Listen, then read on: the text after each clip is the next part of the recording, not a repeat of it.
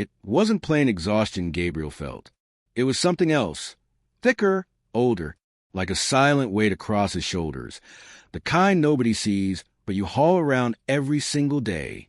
To the world, he was just another kid trying to get by. Inside, though, he was tired of merely surviving. Life kept yelling for speed, hustle, ambition. And he just wanted the ache to quit. By 18, he already knew the kind of silence only people who swallow their own tears understand. He'd learned what it means to trade dreams for bills, to smile at his sister like nothing was wrong even when everything had already collapsed inside him. Gabriel wasn't living. He was enduring. And sometimes enduring drains you more than fighting. There are pains nobody sees because the soul hides them too well. Gabriel never asked for help, not because he didn't need it, but because he'd figured out that asking often hurts all over again. He learned early that when life spins too fast, survival becomes routine, and feeling turns into a dangerous luxury. Late at night, when the house went dead quiet, he'd wonder if it was really okay to give up pieces of himself for the people he loved. The dilemma never had a clear answer, because loving too much can wound you, too. Loving too much sometimes asks for what you just don't have.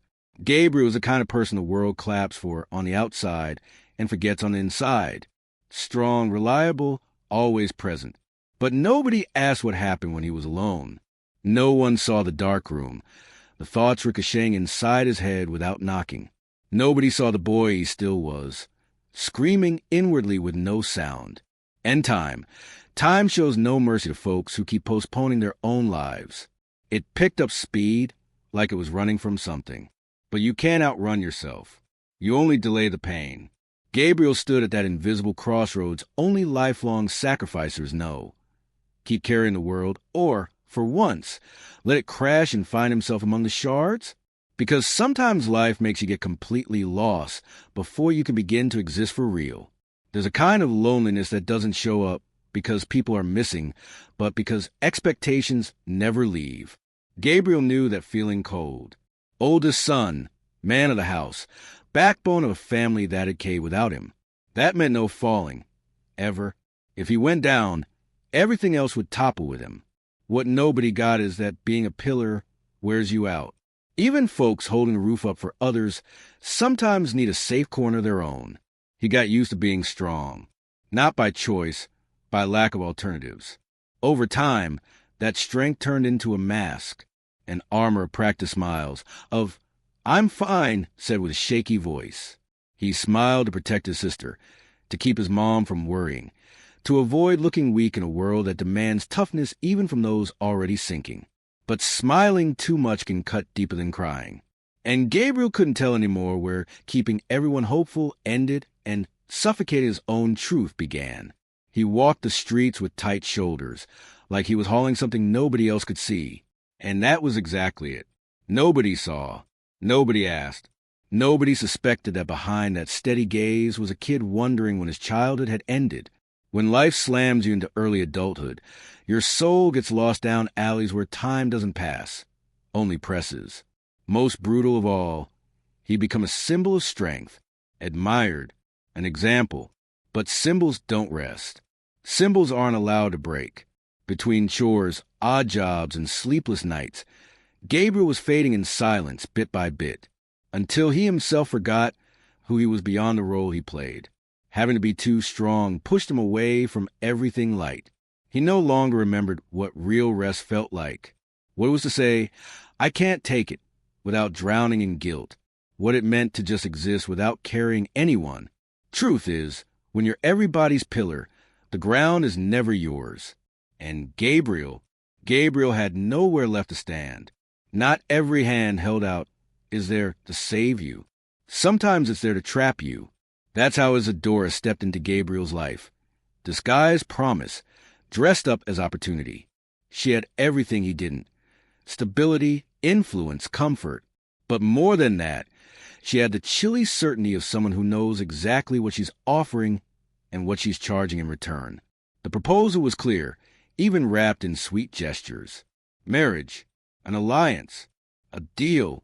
Gabriel hesitated, not because the lure of instant relief wasn't strong, but because something deep inside him, An old, smothered instinct whispered that the real price wasn't written on paper. Still, he said yes. Sometimes hunger, debt, a sick sister's pain shout louder than your gut.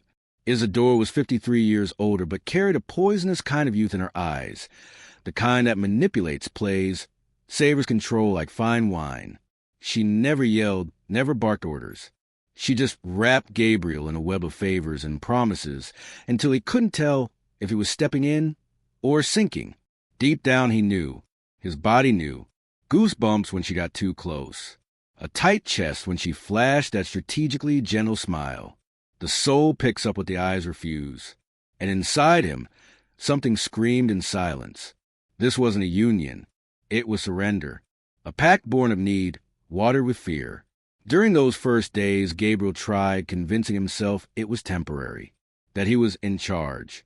Do his part, stay calm, keep everyone safe, and soon things would settle. But Isadora's gaze told another story. It said he wasn't a partner. He was property. That subtle difference would harden into a chain stronger than any visible shackle. The mansion was massive. Tall gates, endless windows, marble floors that mirrored the sky like they were chasing a slice of heaven. Yet inside, everything felt cold. Luxury that pushed you away instead of welcoming. Every room reminded him that grandeur of space doesn't mean grandeur of soul. Gabriel drifted through those halls like wandering in a dream where nothing, roof, time, even his own body, belonged to him. Servants glided in silence, eyes avoiding contact. Smiles came prepackaged, automatic, like part of the uniform. The whole place screamed control. But the loudest sound was a hush. Expensive clocks ticking softly, rugs swallowing footsteps, doors shutting slow as if to hide something heavier than the antique furniture, secrets. Gabriel had everything he'd never dared imagine. Meals served, designer clothes, a bedroom bigger than his old house. Yet he knew freedom isn't for sale. That mansion, with all its shine, was just a golden cage. A prison where no didn't exist. Every move was watched, every show of affection shrink-wrapped in ulterior motives. Isadora's eyes followed him, always calm, always kind. But behind that serenity lurked something older, harder. She didn't want a partner. She wanted a piece. Part of a game he still didn't grasp. Bit by bit, Gabriel stopped being. He existed only through the role. The young husband, the symbol of renewal, the trophy. His thoughts started to blur. He forgot the sound of his own laugh, the taste of simple food shared with his sister, the gravity of real choices. In that mansion, everything was staged, even love, even touch. And the worst part wasn't the cage. It was a constant doubt. Did anyone there see who he really was, or just a frame? Deep down, he knew the answer. And that hurt the most. Because when even your pain has to stay quiet, you're not living. You're being portrayed. At first, Gabriel chalked it up to coldness, an odd way to love. But with time, he sensed more behind Isadora's calculated moves. She didn't want company. She didn't want partnership. She wanted justice, or what she thought justice was. His presence in that manner was less about the future and all about the past. One night, after long stares and sentences heavy with subtext, the truth clicked. This wasn't marriage. It was payback. Gabriel was the son of Cesar Noguera, a name that, till then, meant nothing but absence. For Isadora, that name dripped with unfinished business, unspoken grudges, wounds that never sealed. Gabriel had inherited more than he knew. He'd inherited a guilt that wasn't his, a debt he'd never taken out. Isadora didn't rant or accuse, yet every move carried a subtle tension, an invisible thread dragging him into constant unease. She looked at him like someone searching for answers, trying to control the past through the present. And each day he drifted further from himself, wrapped in a story he hadn't written but was now forced to play. The cruel thing about vengeance, it devours both the avenger and the target. Slowly, Gabriel realized Isadora was trapped too, caught in a loop of pain that started long before he was born. She claimed she wanted peace, but her soul thirsted for retribution.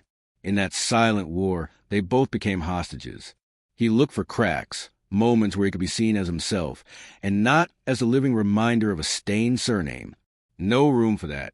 In her game, there was no Gabriel, Only the son, the symbol, the living ghost of what she couldn't bury. Realizing that crushed him. There's no deeper hurt than paying for a story you never wrote. No jail more unjust than serving time for someone else's sins. Nothing prepares you to find out the blood in your veins carries stories that wound. Gabriel always sensed gaps in his family's tale. Silences, half-truths told for protection.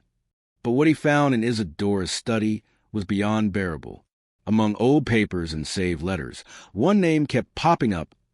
Cesar Noguera, his father. The absence that shaped his childhood was also a shadow behind everything Isadora despised. He flipped through the files with shaking hands. Each inked line hammered out a stiff new truth. Cesar wasn't just a victim of a crooked system, as Mom had painted. He was part of the system, a signature on dirty contracts, a fixture in shady schemes. The past Gabriel sought now stood in front of him, unapologetically cold. His chest tightened, not from rage but disappointment. The shattering of an image he didn't even realize he still carried. No matter how absent father is, some invisible thread ties a kid to the hope he might, deep down, have been good. But he wasn't. Cesar left more than holes. He left scars that ran across generations. And there, the moment his father's name turned from absence to open wound, Gabriel felt something snap inside. An ancestral pain, mourning a story doomed never to change. Along with that pain came a twisted relief. He finally understood. The trap, the prison, is Adora's hatred. But understanding isn't the same as accepting. In that room heavy with yesterdays, Gabriel made a quiet choice. He wouldn't be the sequel. He wouldn't keep the cycle turning. The inheritance he got wouldn't be guilt. It would be clarity. Because sometimes the only way to honor a bloodline is to break it, to turn wounds into borders. Clear lines between who we were groomed to be and who we choose to become. When every certainty shatters, all that's left is the mirror. Gabriel no longer knew who he was. The son of man who ruined lives? The young guy fighting to save his own?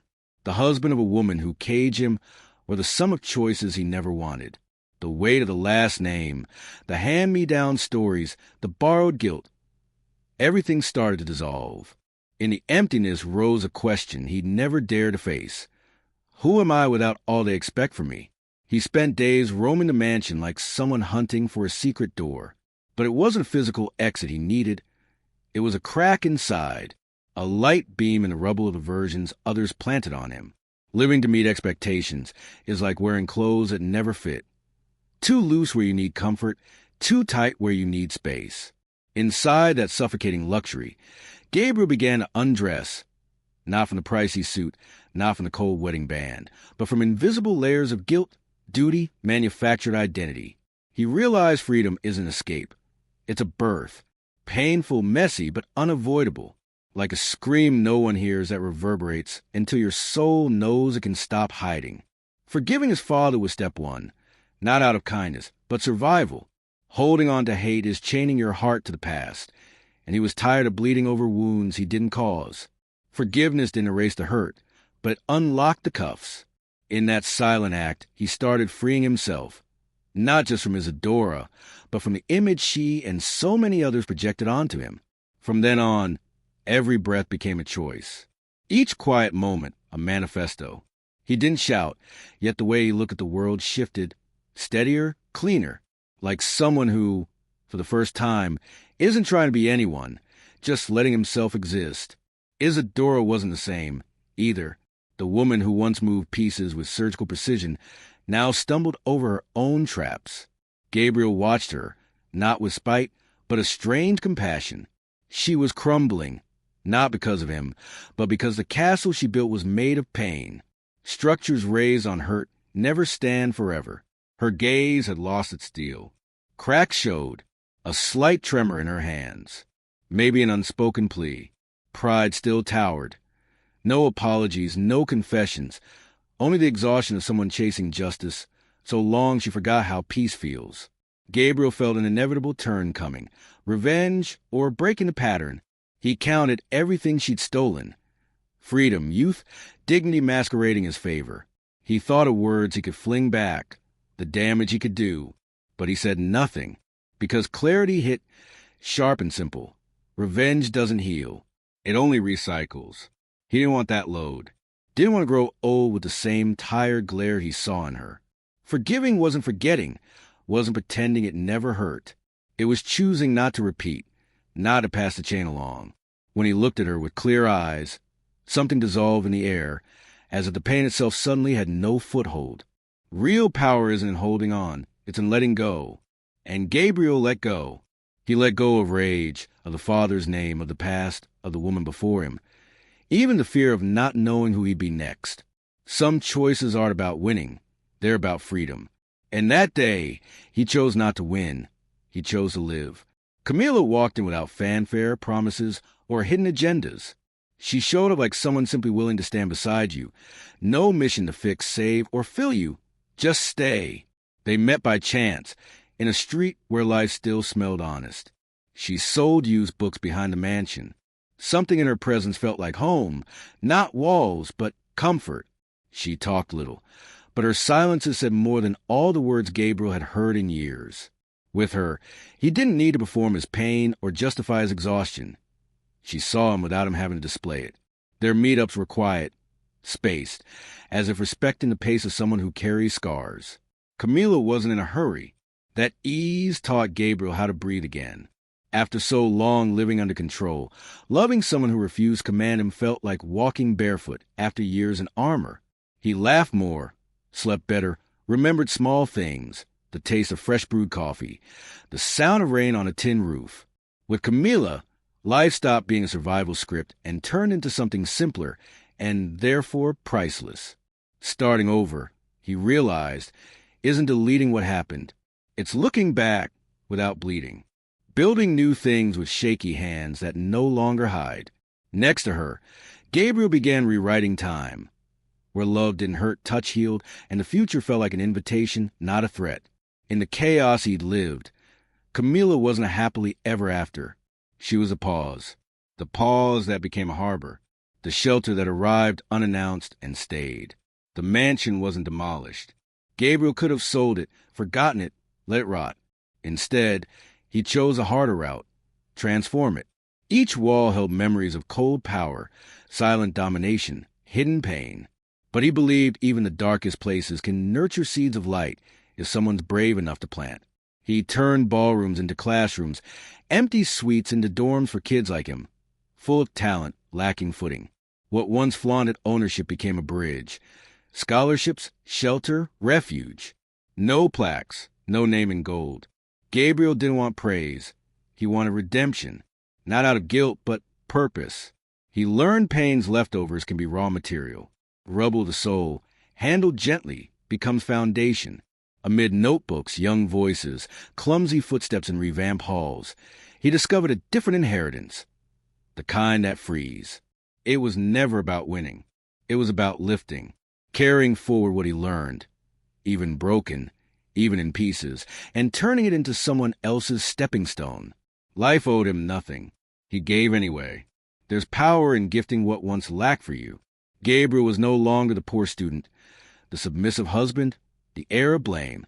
He was a man who chose to rebuild, not from loss, but from what he could offer. His victory didn't come with applause, but with the quiet of watching other lives bloom. Folks who might never know his name, but will feel his choice ripple. What he lived wasn't fairy tale. It was crossing, storm, long night without sure sunrise. Yet he kept walking. He pressed on mapless, trusting there was meaning even when everything fell apart. That choice, silent, steady, almost invisible, changed everything. Because the start doesn't define the story. What you do with it does. Gabriel couldn't pick his father, or the hurts handed down, but he could decide what to do with them. There, his true strength was born, not in hiding pain, but in staring it down and building anyway. Every tragedy can birth a purpose, but not right away. First comes mourning, then emptiness. Only later, slowly, the chance to reframe. Gabriel walked every step, and in the end he planted, not revenge, not oblivion, but a new path, one that might bloom beyond him. He broke the cycle. By doing so, he proved stories don't have to repeat. It's possible to love without chaining, build without controlling, live without wounding. The end of one pain can spark the start of a legacy. True justice, when it springs from the heart, doesn't cage, it frees. A real happy ending isn't flawless. It's conscious. It's when, even with pain still present, we choose not to bow to it. We choose to live with it, transform it, use it as a compass. Gabriel did that. So, more than inheritor of a broken past, he became a sower of possible futures. Sometimes all the world needs is someone to whisper, even silently, that things don't have to stay the way they've always been. That, yes, you can start over. After everything, with everything, because of everything. If this story spoke to your soul, imagine what's still coming. Subscribe to the channel and join a space where pain turns into power and silence finds a voice. Here, every story is a mirror, and every mirror, an invitation to rediscover yourself.